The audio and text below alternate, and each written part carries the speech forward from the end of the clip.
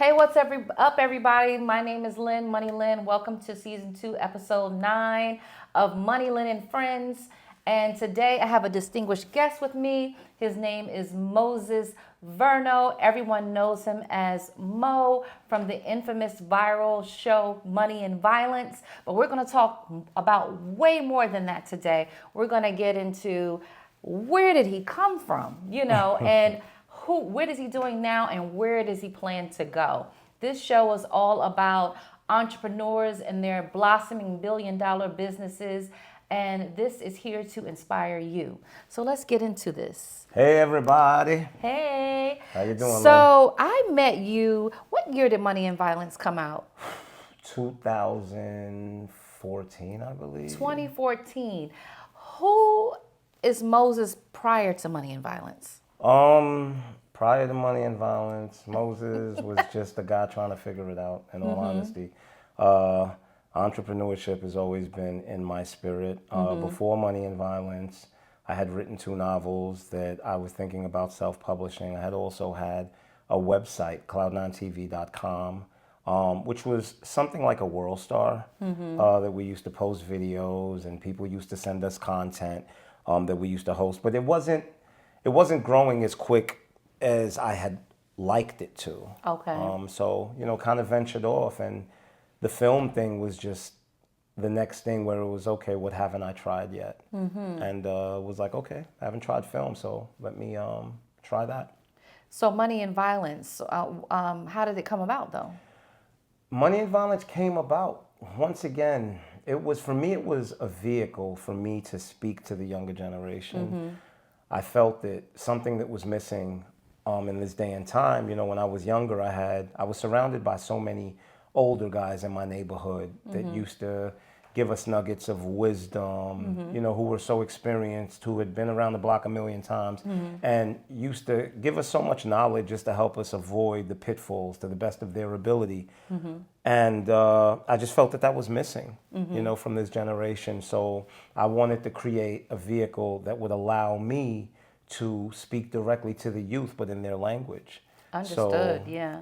that's why when you watch Money and Violence, that's why there was always so many lessons and so many jewels in every single episode, was because that was pretty much the whole goal of it all. And also as well, I never saw our people, depicted accurately on the screen. So when it came to, these young men from the urban city that were deep in the streets, I wanted to give a more humanistic depiction of them because, they're not savages. Everybody goes home and hugs and kisses their kids just like everyone at the end of the day. Absolutely. How many seasons was Money and Violence? 2 seasons. The first season was about 25 half-hour episodes, and the second season was 12-hour-long episodes.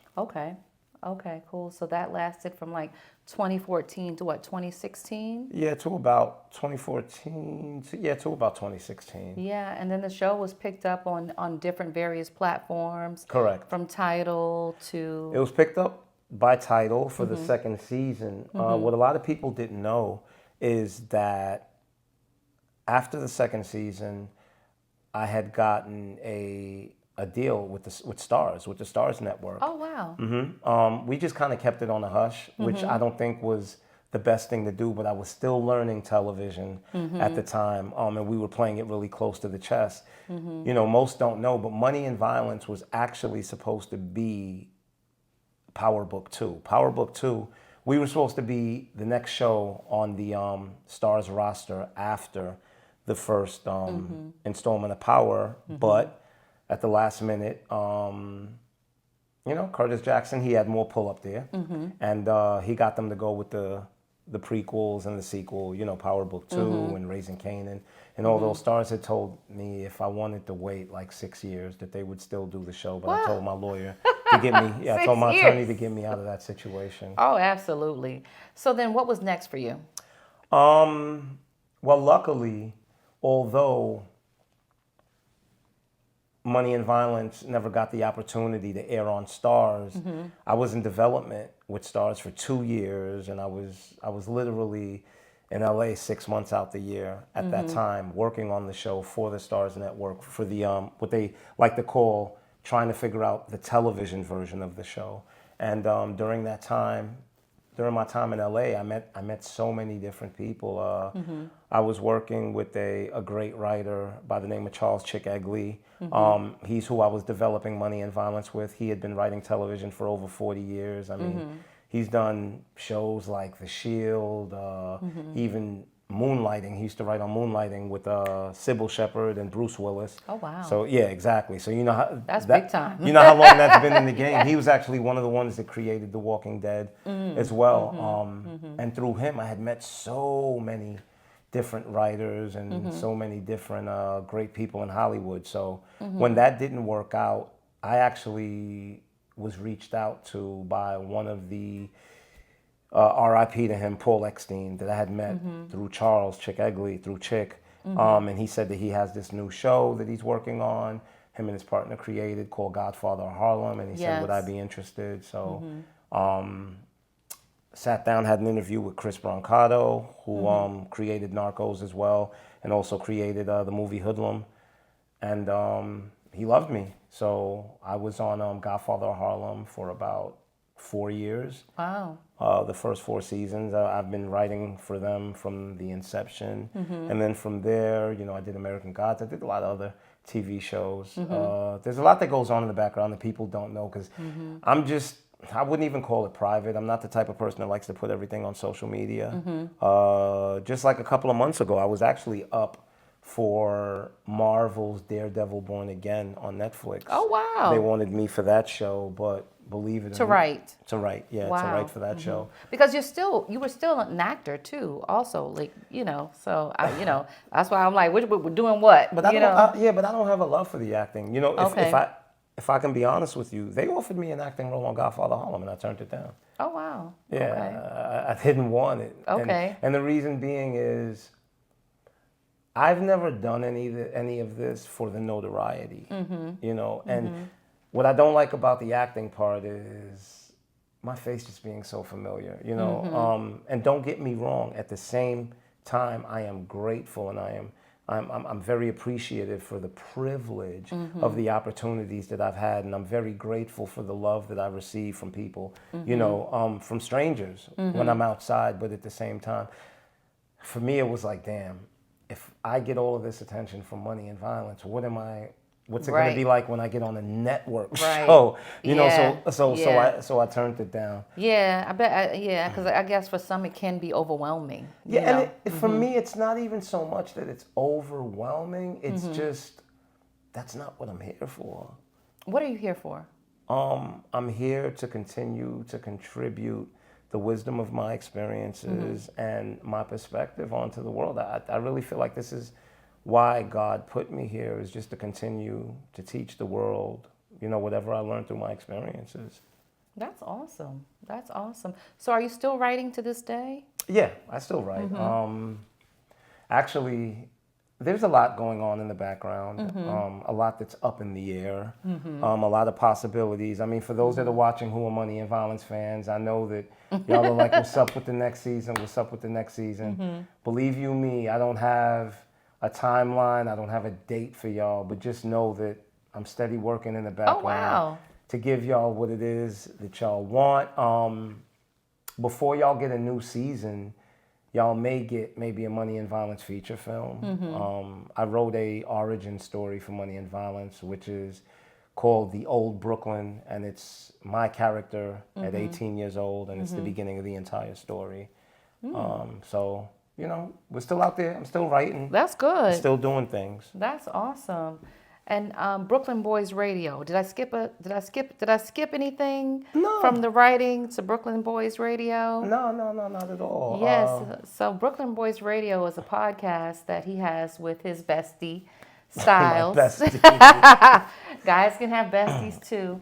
And tell me a little bit about Brooklyn Boys Radio as if I've never watched it before. Well, Brooklyn Boys Radio, I just like to call it a more mature hip hop conversation. I feel like these days, when you have black men in front of the microphone, They can act at their perspectives and their views can be very adolescent. You know, and Agreed. we just we just celebrated hip hop turning 50 years old. Yes. And I think that there's a time that we've come to that we have to realize that hip hop isn't just a young man's game anymore, and we have to stop with this chasing youth. I think we have to embrace our maturity. I think our perspectives need to mature, especially since hip hop is our biggest tool. Absolutely. You know, and I agree. we have to stop allowing that tool to work against us and begin using it to work for us. So Brooklyn Boys Hip Hop, I mean, Brooklyn Boys Radio is just pretty much a more mature hip hop conversation. We touch on every topic from pop culture to relationships to politics. There really isn't anything that's left out, and it's just a more mature perspective. It's not FBITCHs get money all day long. It's not, you know, it's about Grown man growth. stuff. Yeah, it's about growth, not just Grown people stuff. not just not just grown financial men. growth, spiritual growth, emotional growth. It's about it all, you know. And now, you know, I saw recently, which made me say, you've got to come on my show, is that you came out with your own Quick Clean sneaker wipes. Quick Clean sneaker. And when I saw you post this, I said, you know what? This is very unique. Thank you. This is very unique. You know, a lot of people know that during the pandemic, you know, doing PR is a service-based business. And I had a book, and I'm like, you know, well, you know, I lost all my clients. Everybody's holding on to their money. I'm like, let me just, you know, trunk pop these books, you know.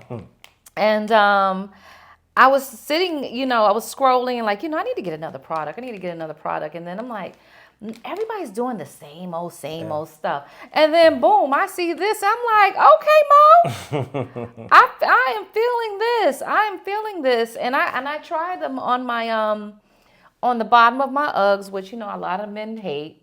You know, I love them.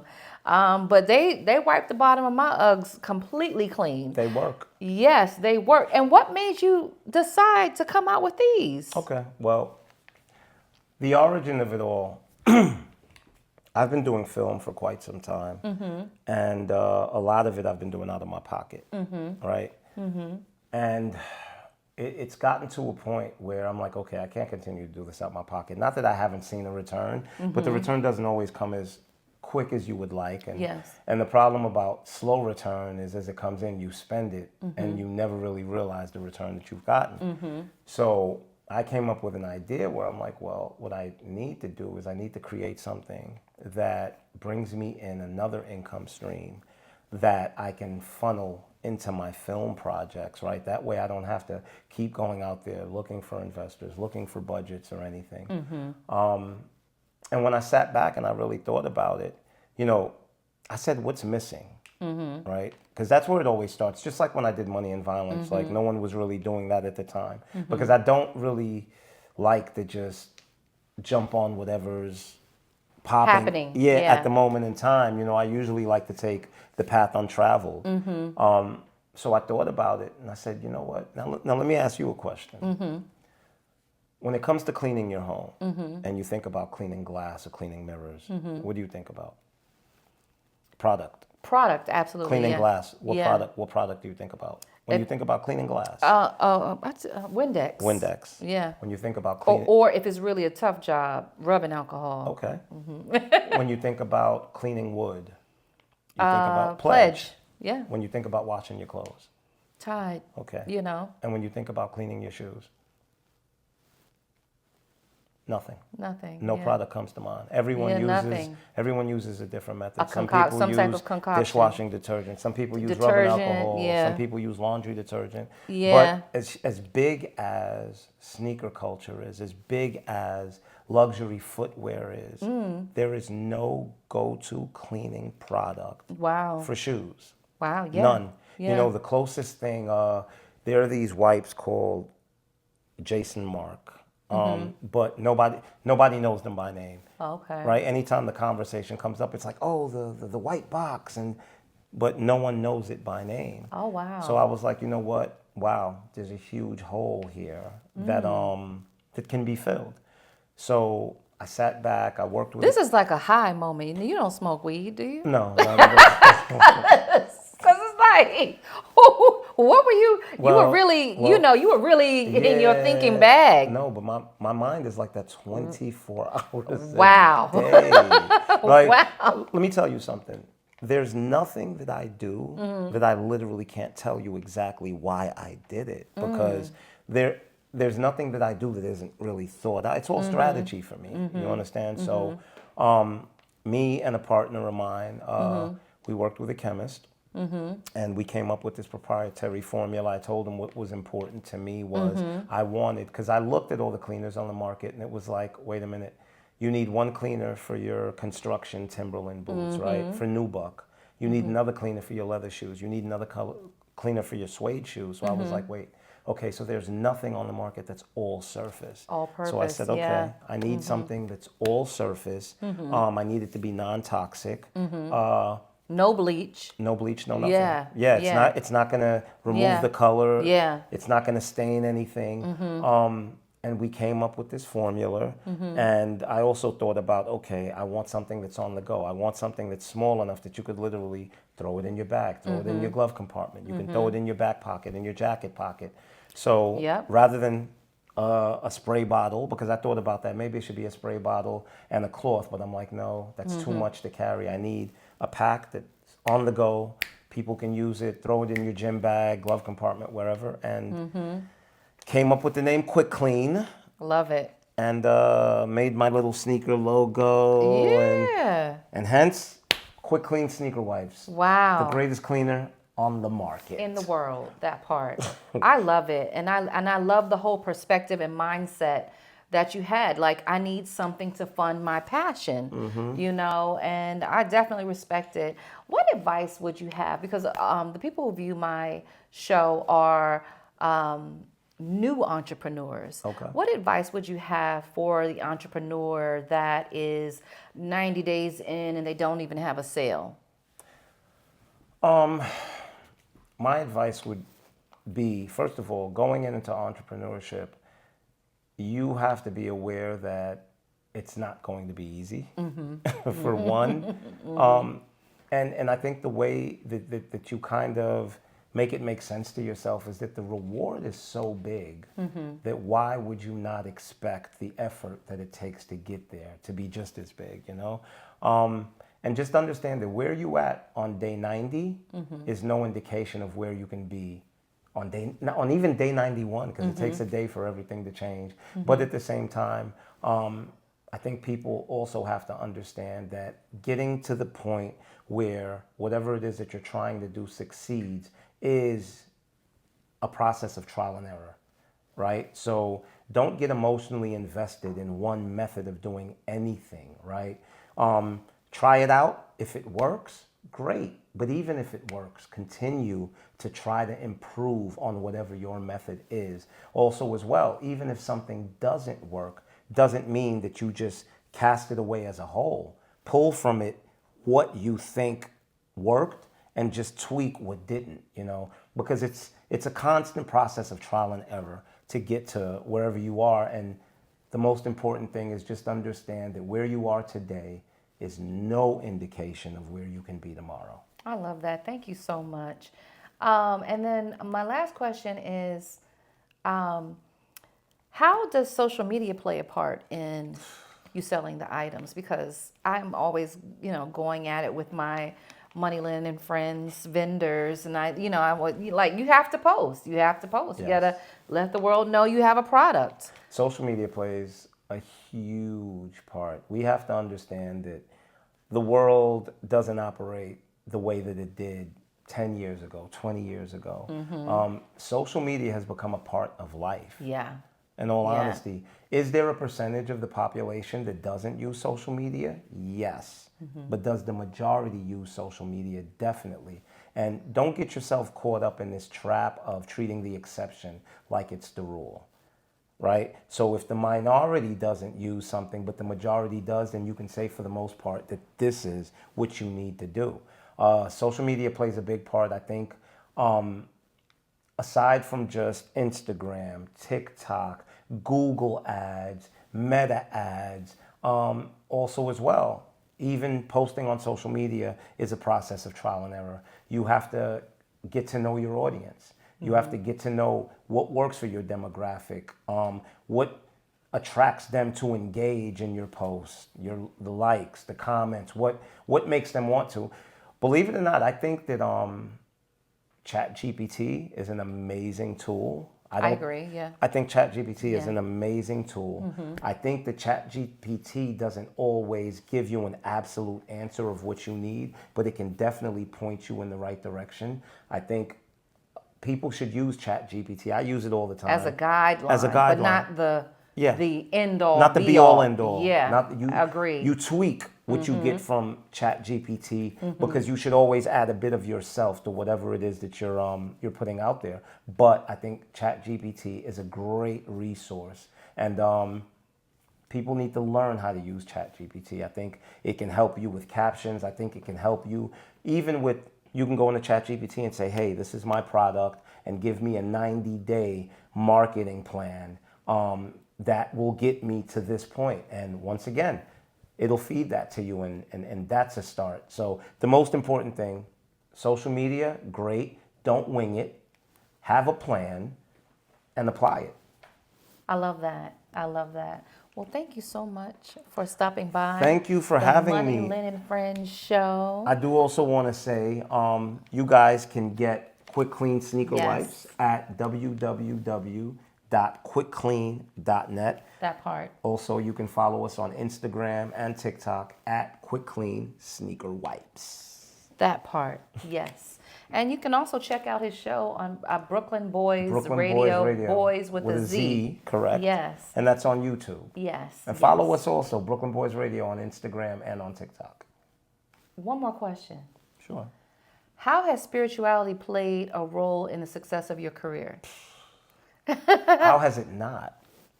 How has it not? You know, God is what gets me through the dark times. And when I say the dark times, I just mean God is what makes me never question whether whatever it is that I'm trying to do is going to work. Even, you know, at times when I come across obstacles, I'm a true believer in nothing happens to me. Everything happens for me. And listen, my spirituality is the backbone. I always say what people confuse as confidence is an unshakable faith in the man upstairs. That part. I love that. Thank you. Thank you. All right. And we are signing out. Ciao. Peace.